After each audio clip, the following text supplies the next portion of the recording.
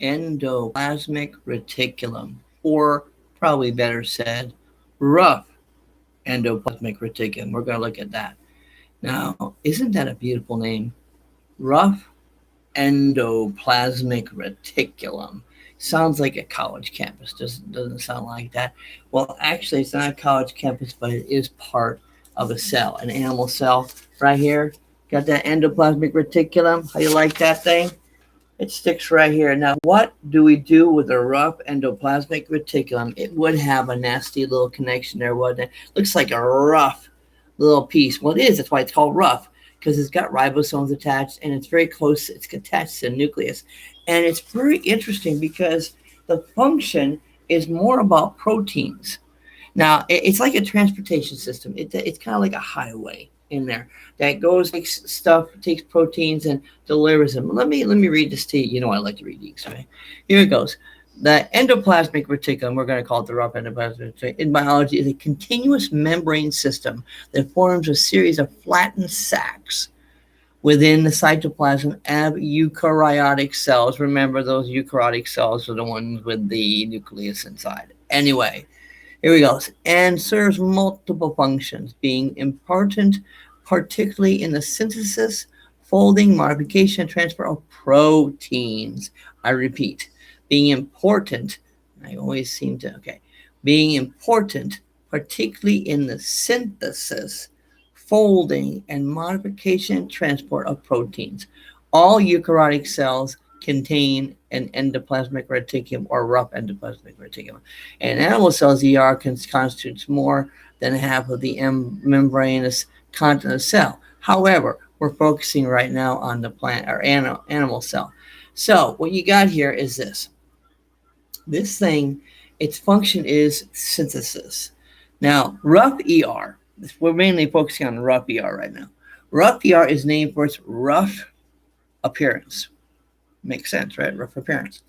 Which is due to the ribosomes attached to its outer cytoplasmic surface. Rough ER, I love that rough ER.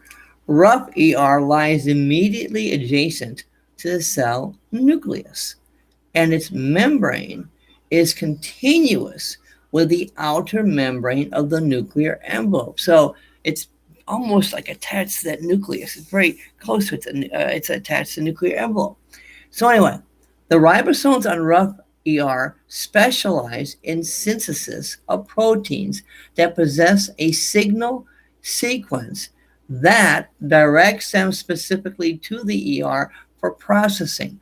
A number of other proteins in the cell, including those destined for the nucleus and mitochondria, are targeted for synthesis on free ribosomes or those not attached to the ER membrane. See another video for that.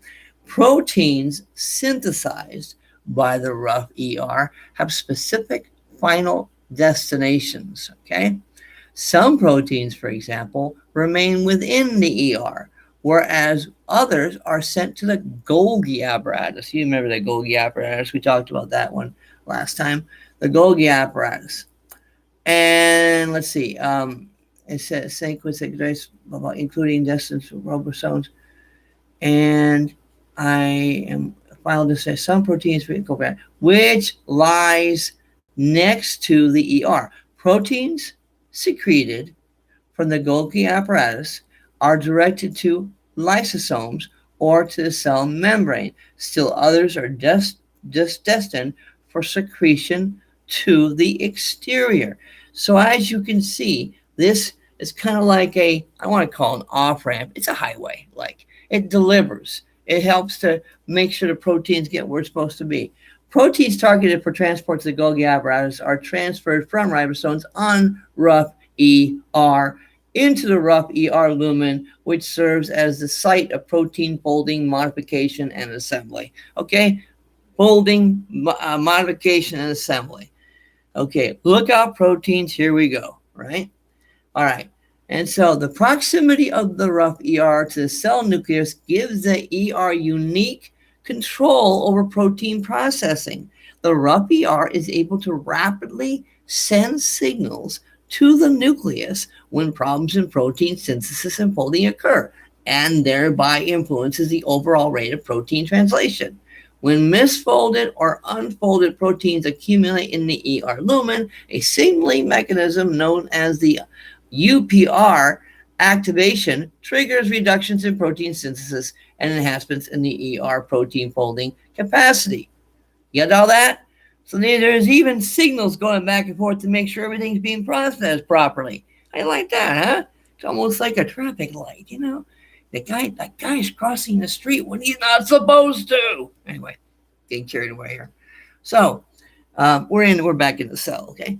So anyway, when misfolded or unfolded proteins accumulate in a signaling mechanism known as the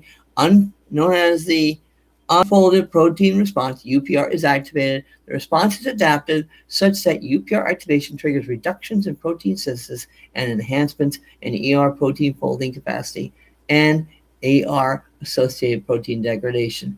If the adaptive response fails, cells are directed to undergo apoptosis. All right, so what does that mean? There's a controlling mechanism that allows the protein synthesis to be under control. So anyway, rough ER. Wow. Oh, I'm sorry to shake you there. Anyway, pretty cool, huh? Well, at least for now. Any questions? Let me know or ask that incredible teacher of yours. Talk to you later.